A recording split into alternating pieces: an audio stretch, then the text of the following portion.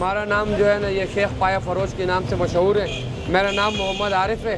65 सालों से हम ये काम कर रहे हैं। ये तो अल्हम्दुलिल्लाह दूर दराज से ग्राहक आते हैं। एबटाबाद, मनसेरा, पिशावर, कुआडिचो, ये गांव के लोग आते हैं, कोहाट से आते हैं, मुख्तलिफ़ इलाकों से आते हैं, चारसदे से।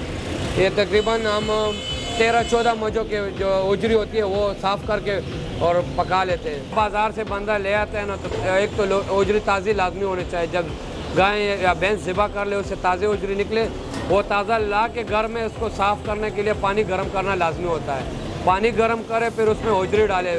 पानी ना ज़्यादा गर्म हो ना ज़्यादा ठंडा हो, इतना हो कि वो नज़र आए कि ये गर्म है।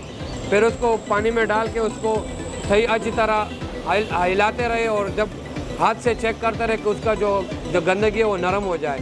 वो नरम हो जाए तो फिर उसको निकाल के छुरी से उसको साफ़ करना पड़ता है। पकाने का तो सिंपल तरीका है इसका।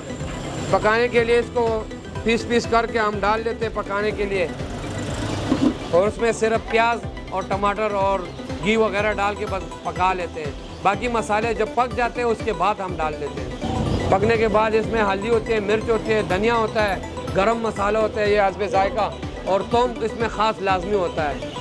थोम को कूट के पीस के साफ़ करके उसको लाजमी डालना पड़ता है। थोम ज़्यादा मिकदार में डालना पड़ता है। हम तो गरीबी के हिसाब से चलते हैं। कोई 30 का मांगता है, 50 का मांगता है। प्लेट बेसिकली रेट 100 रुपये है हमारा। और दिन में जो है 12-13 दाने हम पका लेते हैं और अल्हम्दुलिल्लाह रात को 9 बजे तक ख़त्म हो जाता है।